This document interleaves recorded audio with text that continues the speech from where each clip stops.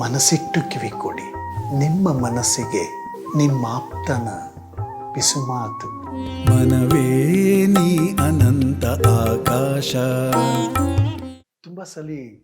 ತುಂಬ ಜನ ಹೇಳ್ತಾ ಇರ್ತಾರೆ, ಮಾಡಬೇಕಾಗಿರೋ ಕೆಲಸಗಳು ಬೇಕಾದಷ್ಟಿದೆ, ಮಾಡಲೇಬೇಕಾಗಿರುವ ಅನಿವಾರ್ಯತೆ ಇದೆ. ಆದರೆ ಮಾಡೋದಕ್ಕೆ ಮನಸ್ಸಿಗೆ ಒಂದು ಇನ್ಸ್ಪಿರೇಷನ್ನೇ ಇಲ್ಲ, ಮೈ ಬಗ್ಗಲ್ಲ. ಆದರೆ ಯಾರು ಸೋಮಾರಿ ಅಥವಾ ಮೈಗಳ ಲೇಜಿ ಅಂತ ಅಂದುಬಿಟ್ರೆ ಭಯಂಕರ ಕೋಪ ಬಂದುಬಿಡತ್ತೆ. ಇದನ್ನು ಬ್ಲೇಮ್ ತಗೊಳ್ಳೋದಕ್ಕೆ ಏನು ಮಾಡೋದು ಸರ್ ಅಂತಂದ್ಬಿಟ್ಟು ಕೆಲವರ ಪ್ರಾಮಾಣಿಕವಾಗಿರುವಂಥ ಪ್ರಶ್ನೆ ಮತ್ತು ರಹಸ್ಯವಾಗಿರೋ ಪ್ರಶ್ನೆ ಕೂಡ ಹೌದು.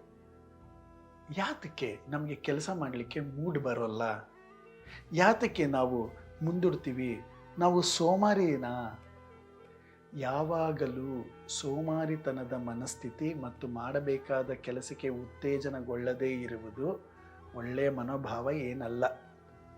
ಇದರಿಂದ ತಮ್ಮನ್ನು ತಾವು ಅನುಮಾನಿಸ್ಕೊಳ್ಳೋದಕ್ಕೆ ಕಾರಣ ಆಗೋದಲ್ಲದೆ ಕೆಲಸದ ಗುಣಮಟ್ಟ ಕುಸಿಯತ್ತೆ. ಮತ್ತು ಒಂದು ರೀತಿಯಲ್ಲಿ ಕುಟುಂಬದ ಮೇಲೆ ಮತ್ತು ಸಮಾಜದ ಸಂಬಂಧಗಳ ಮೇಲೆ ಆಗುವಂತಹ ಒಂಥರ ನೆಗೆಟಿವ್ ಪರಿಣಾಮಗಳು ಕೂಡ ಆಗುತ್ತದೆ.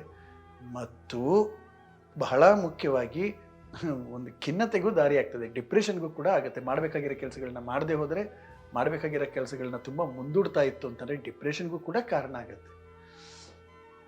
ಕೆಲವರಿಗೆ ಹಾಸಿಗೆಯಿಂದ ಹೇಳೋದಕ್ಕೇ ಬೇಜಾರು, ಕೆಲಸಗಳಲ್ಲಿ ತುಂಬ ಡಿಸ್ಇಂಟ್ರೆಸ್ಟು, ಏನು ಇಂಟ್ರೆಸ್ಟೇ ಬರಲ್ಲ.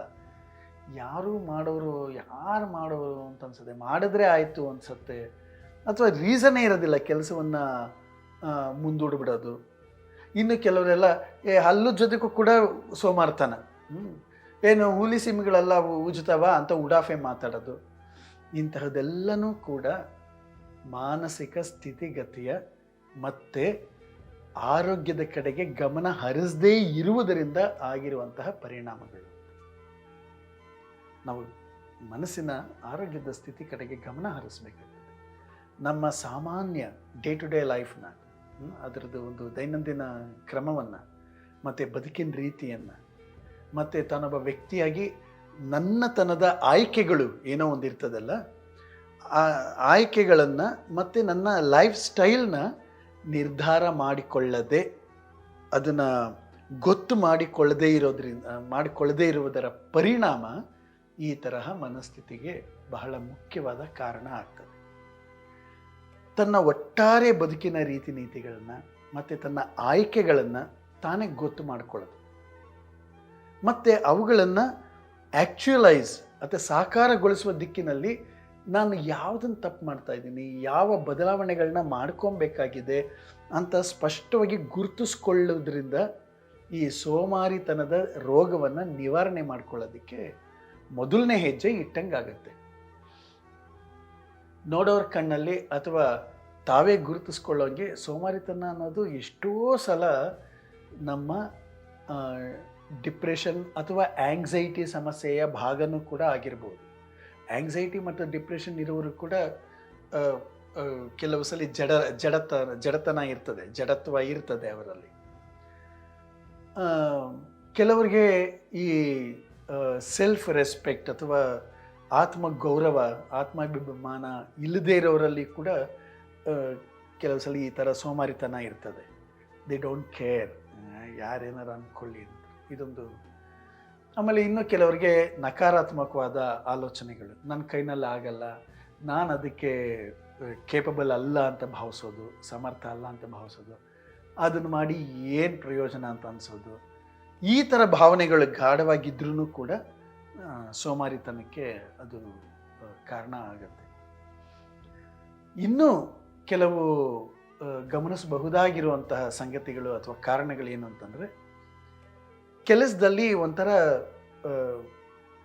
ಏಕತಾನತೆ, ಒಂದೇ ಥರದ ಕೆಲಸ, ಪ್ರತಿದಿನವೂ ಒಂದೇ ಥರ ಕೆಲಸ, ಅದರಲ್ಲಿ ಏನು ಹೊಸತನ ಇಲ್ಲ, ಅದರಲ್ಲಿ ಏನು ಕ್ರಿಯೇಟಿವಿಟಿ ಇಲ್ಲ. ಈ ಥರ ಇದ್ರೂ ಕೂಡ ಕೆಲಸ ಮಾಡೋದರಲ್ಲಿ ಬೇಜಾರಾಗ್ತದೆ ಮತ್ತು ಮನಸ್ಸು ಕೆಲಸ ಮಾಡೋದಕ್ಕೆ ಇನ್ಸ್ಪೈರ್ ಮಾಡೋದಿಲ್ಲ.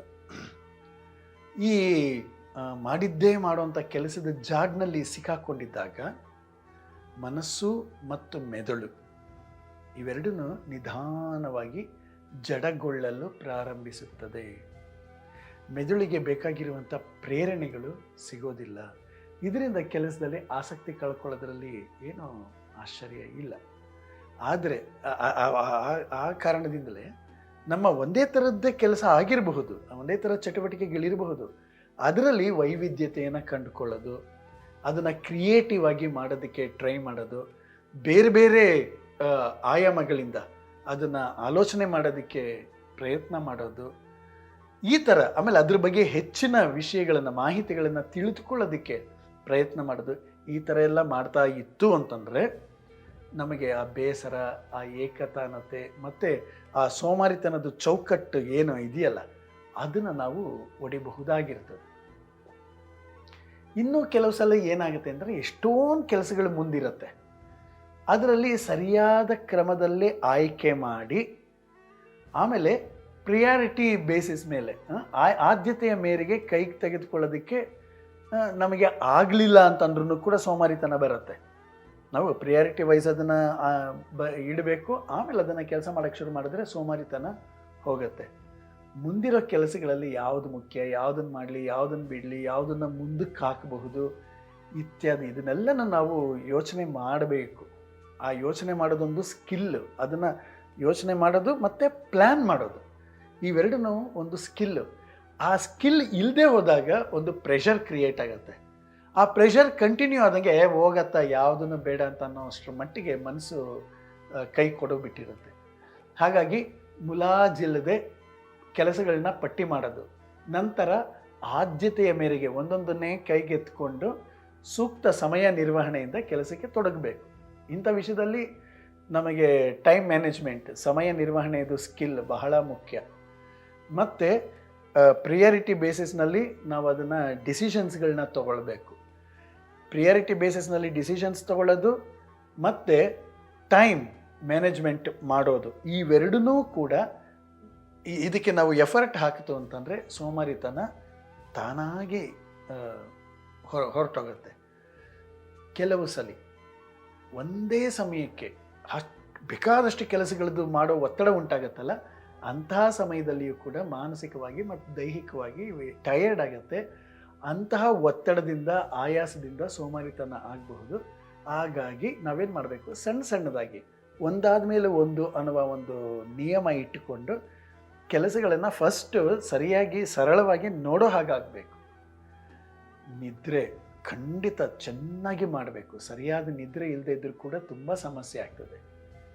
ಶರೀರಕ್ಕೆ ಪೌಷ್ಟಿಕಾಂಶಗಳ ಕೊರತೆ ಇದ್ರೂ ಕೂಡ ಕೆಲಸ ಮಾಡೋದಕ್ಕೆ ಹುಮ್ಮಸ್ಸು ಮತ್ತು ಶಕ್ತಿ ಇರೋದಿಲ್ಲ.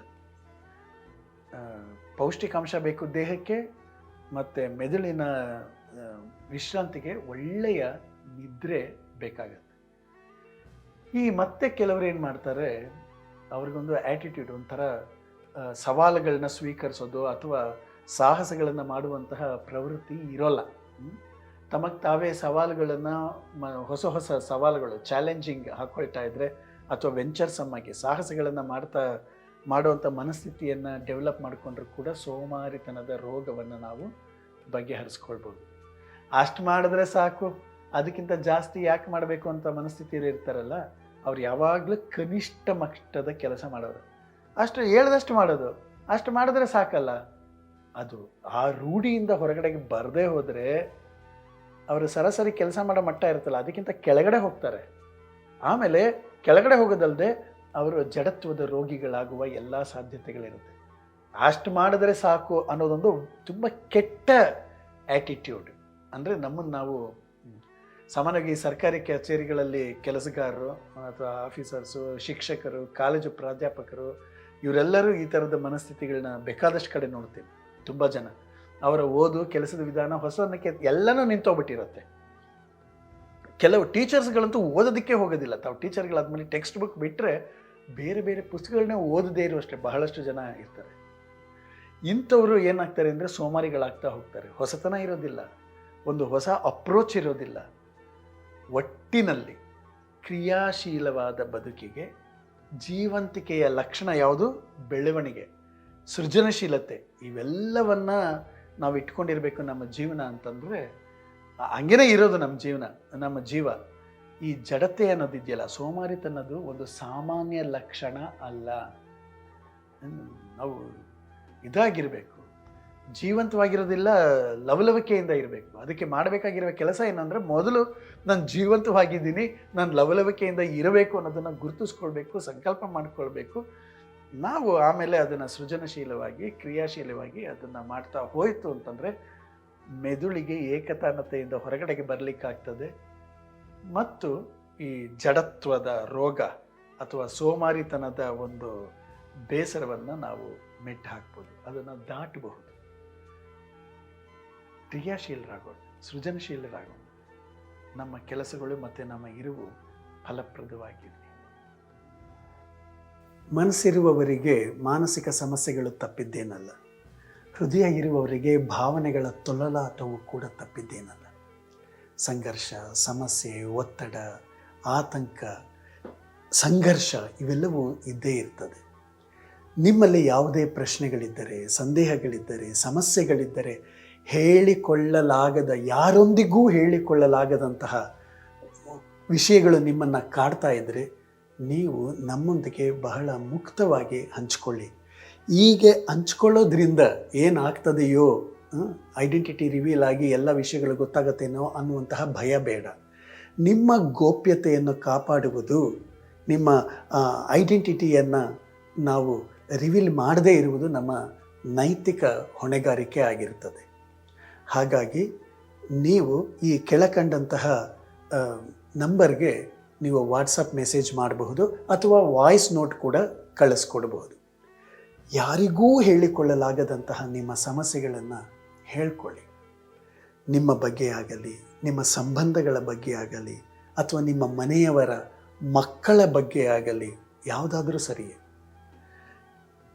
ಇದಕ್ಕೆ ಒಂದು ಯಾವುದೋ ರೀತಿಯ ಒಂದು ಮಾರ್ಗೋಪಾಯ ಇರ್ತದೆ.